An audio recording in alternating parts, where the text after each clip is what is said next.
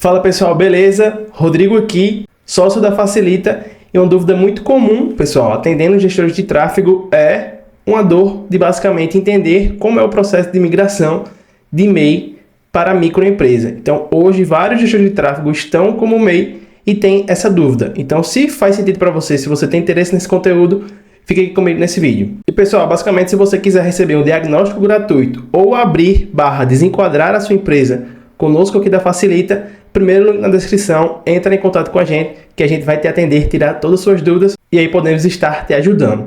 Beleza? Então, bora pro vídeo. Pessoal, então a gente precisa entender vários pontos que vamos clarificar aqui nesse vídeo, tá bom? Então vamos falar um pouco sobre o MEI, sobre os tipos de desenquadramento, como é que funciona essa questão, como que é o processo, quanto tempo leva, qual seria o custo envolvido com isso, tanto quanto algumas observações finais, beleza?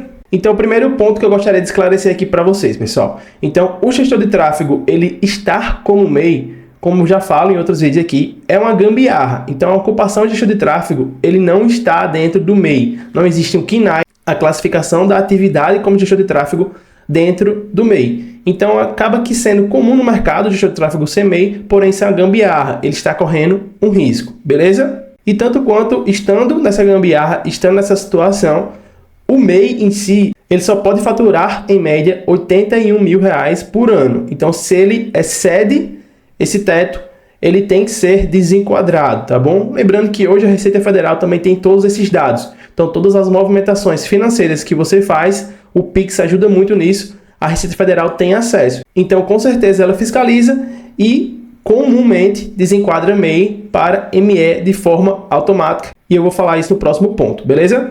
Então, quais são os tipos de desenquadramento? O obrigatório e o por opção. Então, o obrigatório, eu já antecipei um pouco do ponto passado.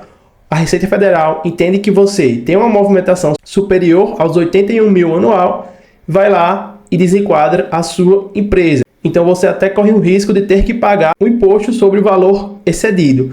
E a segunda opção seria por opção. Então, você entra em contato com o contador e faz esse processo por livre e espontânea vontade. Inclusive, é o processo que a gente sugere que você faça. Então, se você entendeu que você faturou mais de R$81 mil no ano, você entra em contato com o contador e faz esse processo para você aí minimizar o risco da sua operação e não ter problemas com a Receita Federal e até mesmo ter a cabeça tranquila para poder pensar no crescimento da tua empresa de gestão de tráfego, beleza? Ok, Rodrigo, e como é que é o processo? Qual é o passo a passo da migração de MEI para ME? Então, são alguns passos, tá, pessoal? Então, a gente tem um desenquadramento junto à Receita Federal. Então, o contador especializado ele tem que entrar em contato com a Receita Federal, tanto quanto fazer alteração junto à prefeitura da tua cidade. Então, cada prefeitura tem algumas observações. Alteração na junta comercial da tua cidade, do teu estado. E, em seguida, adicionar alguns KNAIs adequados. Lembra que eu já falei aqui que o KNAI, a classificação da atividade de gestão de tráfego, ele não está dentro do MEI. Então, agora que você foi para a microempresa, você migrou, está dentro do Simples Nacional, tem a atividade de gestão de tráfego, então o seu contador ele precisa adicionar esse KNAI. Pontos que é importante você entender, por isso que é importante também uma contabilidade especializada. Se o teu contador não entender a fundo a sua atividade, ele pode colocar um KNAI diferente. E precisa entender você, basicamente, que de acordo com o KNAI é a sua tributação. Então, hoje, geralmente, o gestor de tráfego vai pagar ali 6% de imposto. Vamos supor. Se o teu contador colocar o KNAI errado, você vai pagar mais do que isso. Vamos supor 15% de imposto.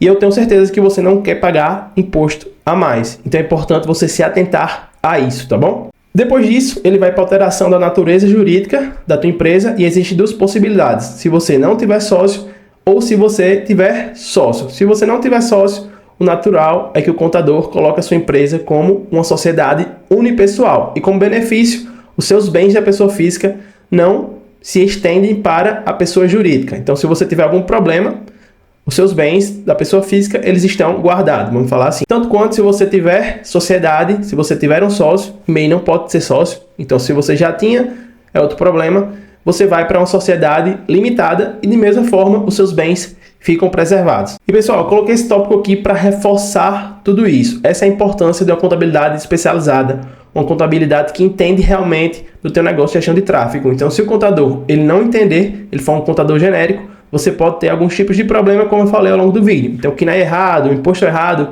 e etc. Show? Ok, e qual o tempo que leva esse processo? Pessoal, então, em média, é prudente nós colocarmos ali em média de 30 dias para dar tudo em ordem. Claro que isso pode acontecer antes, tem casos de 15 dias, 20 dias, porém, é importante a gente falar em média aí, ser um pouco mais prudente, 30 dias em média. Sobre o custo, existem alguns custos envolvidos, tá bom? Então, a taxa da junta comercial para fazer esse processo, esse trâmite, um certificado digital, seu contador / você vai precisar de um certificado digital para fazer os trâmites legais aí, referente a esse processo, tanto quanto a taxa de alvará na prefeitura da tua cidade aí, ou da cidade que você escolher para fazer esse processo. Então, vamos supor aí que essas taxas, juntando tudo, fiquem em média R$ 700 a R$ 800 reais. Porém, é um valor para você ter como base. Isso pode mudar para mais ou para menos, de acordo com a tua cidade. Então, não é uma taxa única no Brasil, beleza? Então, pessoal, para finalizar esse vídeo aqui, espero que tenha te ajudado, eu separei algumas observações. Então, a primeira,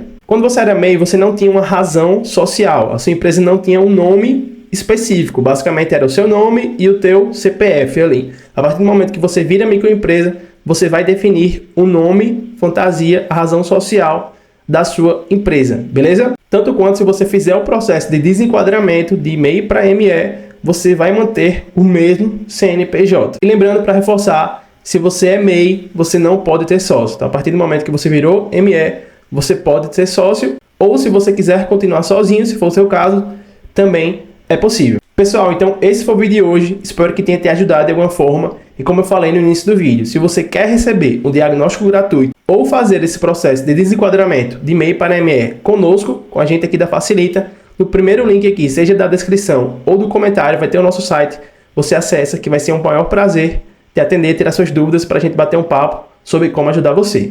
Beleza? É isso então e até o próximo vídeo.